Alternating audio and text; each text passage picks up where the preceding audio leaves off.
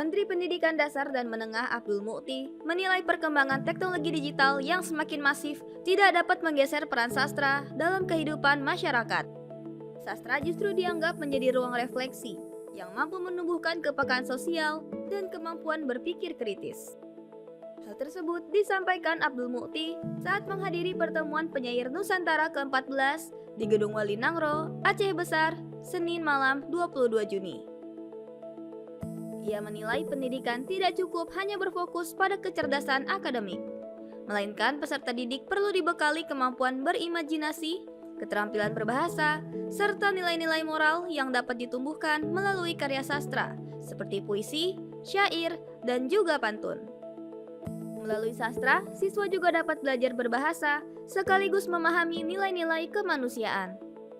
Kami tadi menyampaikan supaya sastra lebih banyak digiatkan dan berbagai sarana untuk aktualisasi para murid bisa menulis karya sastra juga bisa terus kami perluas sehingga puisi akan menjadi bagian dari kehidupan baru bagi generasi muda di Indonesia. Mendikdasmen juga menegaskan bahwa bahasa Indonesia dapat tumbuh dan berkembang kuat karena dirawat oleh tradisi sastra yang terus hidup. Oleh karena itu, Mendikdasmen mengajak kolaborasi berbagai pihak untuk terus memajukan sastra Nusantara dengan melibatkan pendidik, penyair komunitas, dan juga media.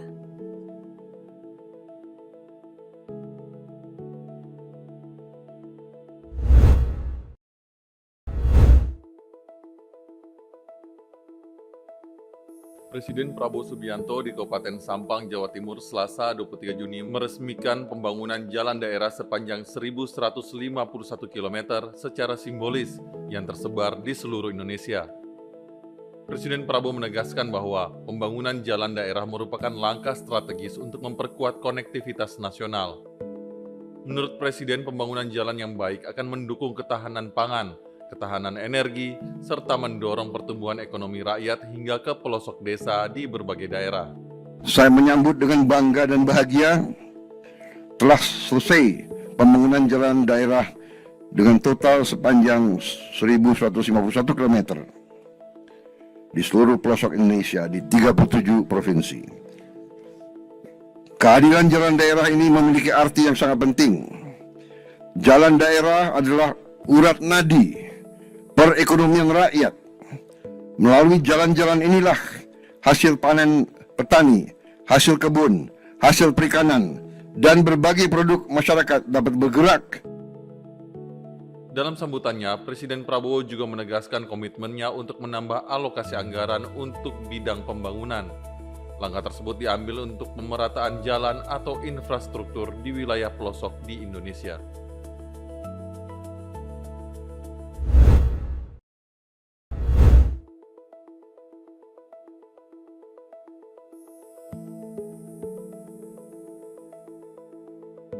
Kepala Badan Komunikasi Pemerintah Republik Indonesia, Bakom RI, Muhammad Qodari memastikan pemerintah tetap mempertahankan harga eceran tertinggi minyak kita di level Rp15.700 per liter.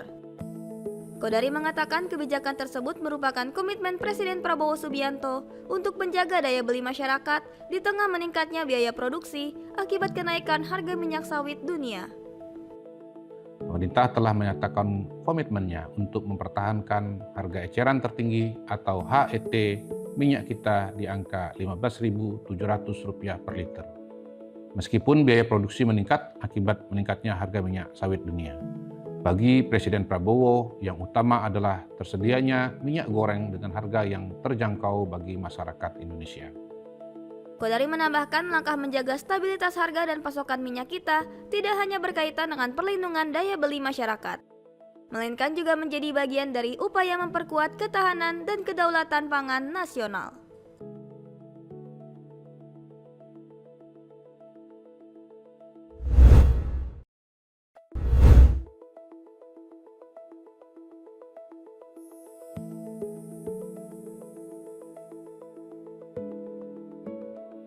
Kementerian Pendidikan Tinggi, Sains dan Teknologi mengarahkan lulusan SMA Unggul Garuda untuk berkuliah di luar negeri dengan mengikuti seleksi beasiswa Garuda Sarjana atau jalur beasiswa lainnya.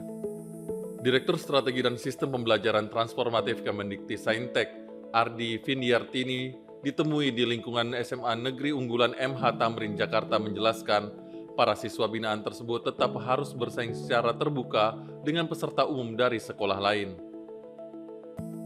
Menurutnya persaingan terbuka dibuktikan melalui komposisi penerimaan beasiswa Garuda Sarjana Angkatan Pertama, yang 50% berasal dari program SMA Unggul Garuda Transformasi dan 50% lainnya dari lulusan sekolah umum. Proses seleksi beasiswa Garuda Sarjana dirancang secara kompetitif dengan persyaratan ketat seperti memiliki kecakapan berbahasa Inggris, skor tes potensi akademik yang memadai, hingga standar kecerdasan IQ minimal 110. Jadi memang beasiswa Garuda Sarjana ini sangat kompetitif dan tugas kami untuk juga menyelaraskan berbagai program SMA Unggul Garuda Transformasi dengan program beasiswa Garuda Sarjana. Sehingga kami berharap chance untuk adik-adik yang dari SMA Unggul Garuda Transformasi lebih baik, tetapi kita tidak bisa mengatakan bahwa untuk saat ini setidaknya kebijakannya beasiswa Garuda Sarjana itu hanya untuk SMA Unggul Garuda Transformasi gitu. Titin menambahkan, program Sekolah Unggul Garuda Transformasi berhasil meningkatkan penerimaan mahasiswa asal Indonesia di 100 kampus peringkat teratas dunia.